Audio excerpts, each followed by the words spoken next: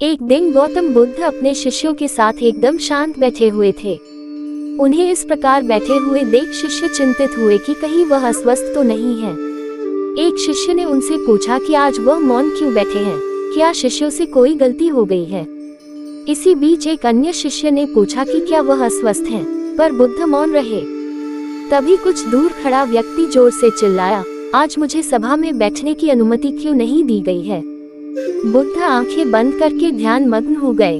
वह व्यक्ति फिर से चिल्लाया, मुझे प्रवेश की अनुमति क्यों नहीं मिली। इसी बीच एक उदार शिष्य ने उसका पक्ष लेते हुए कहा कि उसे सभा में आने की अनुमति प्रदान की जाए।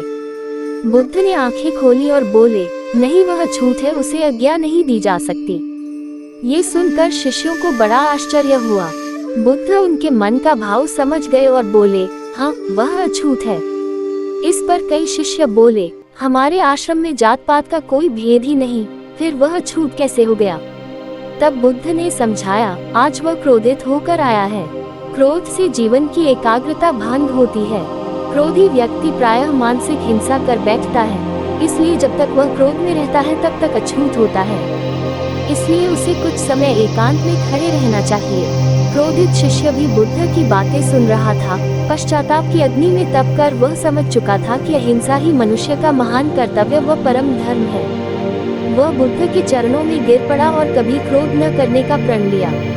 शिक्षा आशय यह है कि क्रोध के कारण व्यक्ति अनर्थ कर बैठता है और पश्चाताप उसे बाद में होता है, जिसका कोई लाभ नहीं मिलता। इसलिए हमें क्रोध नहीं करना चाहिए। असल मायने में क्रोधित व्यक्ति अछूत हो जाता है और उसे अकेला छोड़ देना चाहिए। क्रोध करने से तन, मन और धन तीनों की हानि होती है।